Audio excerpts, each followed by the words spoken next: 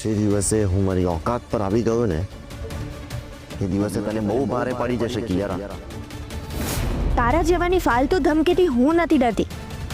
તારાથી જે કંઈ પણ થાય ને કરી લેજે.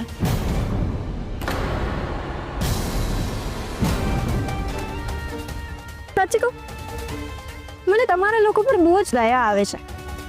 મારા પૂજ્ય સાસુમાં મારા સો કોલ્ડ પતિ, એમનો આખો પરિવાર આમ રસ્તા પર આવી ગયો છે. એમના ભૂખ્યા અને તરસા જોઈને લોકો મને શું કહેશે? એક કામ કરું છું,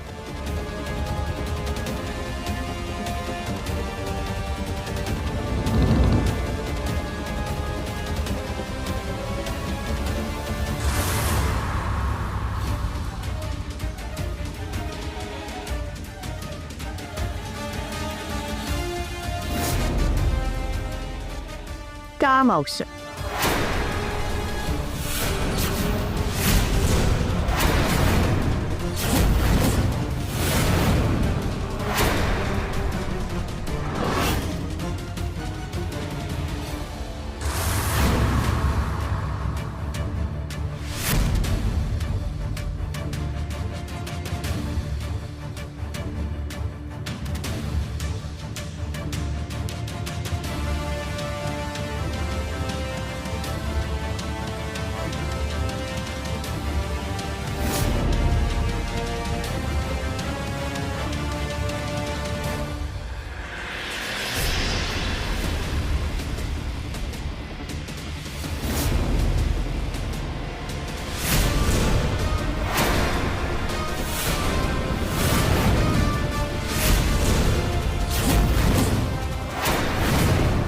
કોઈના આપેલા પૈસા આજે પણ આ નાણાવટી પરિવાર નથી લેતો.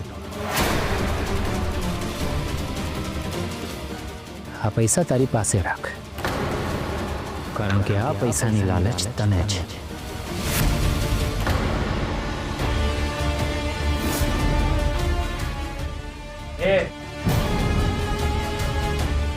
એક વાત યાદ રાખજે, એ દિવસ દૂર નથી જ્યારે હું તને તારી ઓકાત દેખાડીશ.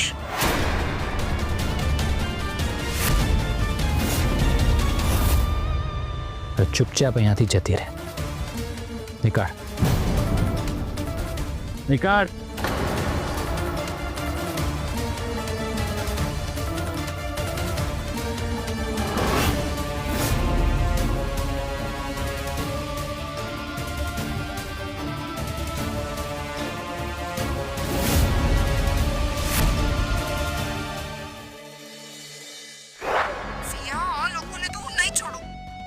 શું થયું કિયારા? તું કેમ આટલી ગુસ્સામાં છે? એ લોકો ક્યાં ગયા કંઈ ખબર પડી? ક્યાં જવાના હતા? રસ્તા પર પડ્યા છે. ફિયા, આટલું બધું થયું છતાં પણ આ લોકોની ચરબી ઓછી નથી થતી. Cool down Kiara. આપણે આવેશમાં આવીને કંઈ નથી કરવાનું. હંમેશા ગુસ્સામાં લીધેલા ડિસિઝન ખોટા પડતા હોય છે અને પછી પછતાવાનો વારો આવે છે.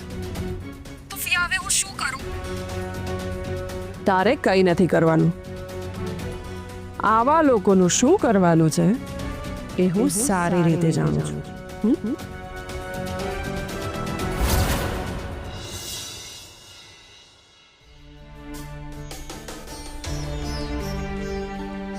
સારું થયું આપણે ડૉક્ટર એસોસિએશનના પ્રેસિડેન્ટની સલાહ લીધી. યસ રશ્મિ, હવે ડોક્ટર્સ પેનલ રાધાના રિપોર્ટ જોશે અને આપણને ગાઈડ કરશે. હા, હવે આપણે રાધાની સારી રીતે સારવાર કરી શકીશું, જેથી આપણી રાધા જલ્દી સાજી થઈ જશે.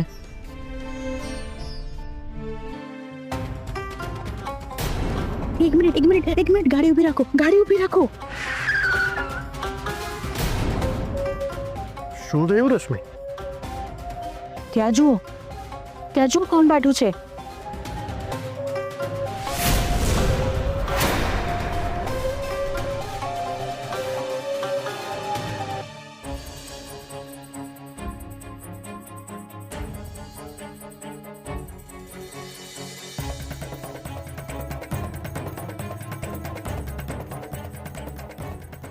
ચાલો.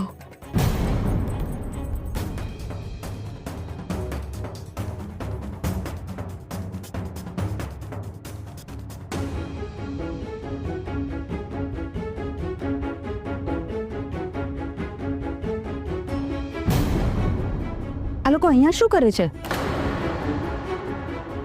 સામાન પણ પડ્યો છે. કોઈ પ્રોબ્લેમ તો નહીં થયો હોય ને? મને પણ એવું જ લાગે છે. ચાલો આપણે જઈને જોઈએ.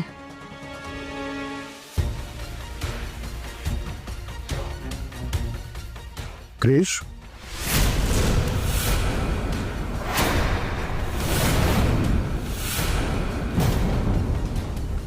પપ્પાજી, ક્રિશ, આ બધું શું છે? તમે બધા કેમ અહીંયા ઊભા છો?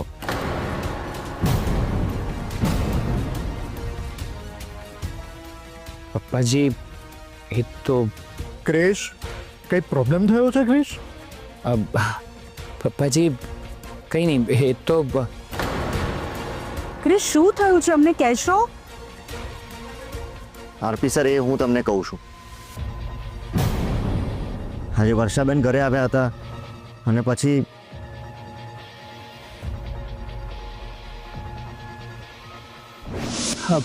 વર્ષાબેન, ક્રિશ, હમણાં ને હમણાં ઘરમાંથી નીકળી જાઓ.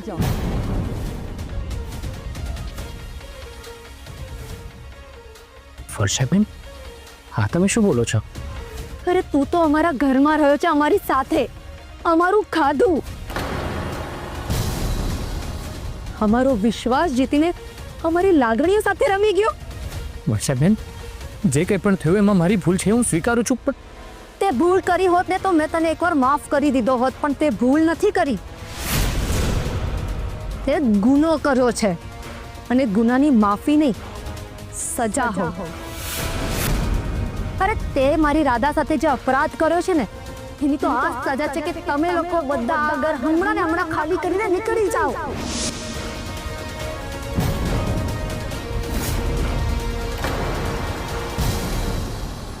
શું વાત કરે છે શૌર્ય? હું નથી માનતી કે વર્ષા આવું કરી શકે. એ વાત તો મારા પણ માનેમાં નથી આવતી માસી. પણ વર્ષાબેન આવું કરી જ કેવી રીતે શકે?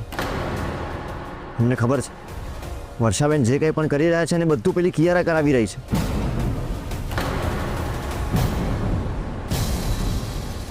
બાકી વર્ષાબેનને અમને જેટલું ઓળખીએ છીએ એ પ્રમાણે આવું ક્યારેય કરી જ ના શકે. આ કિયારાનું શું કરવું એ મને સમજાતું નથી.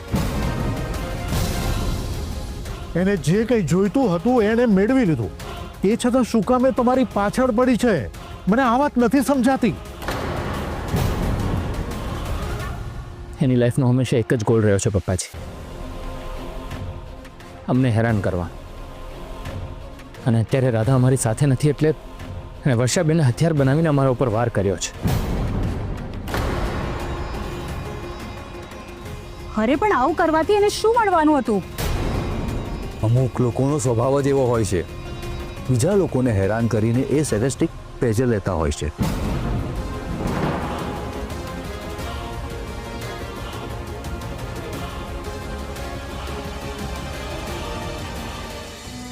ઉર્મિલાબેન, તમે ઠીક છો ને?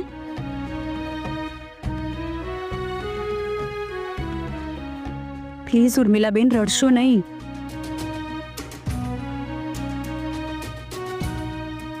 જે થયું એ ભૂલી જાઓ.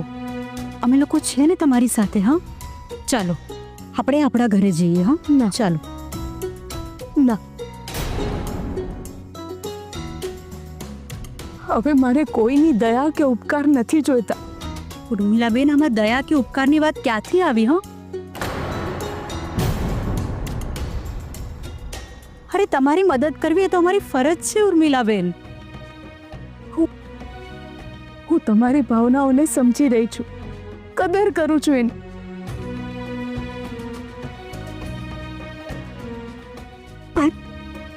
તો ઉર્મિલાબેન, પ્લીઝ મારી વાત માનો અને અમારી સાથે અમારા ઘરે ચાલો.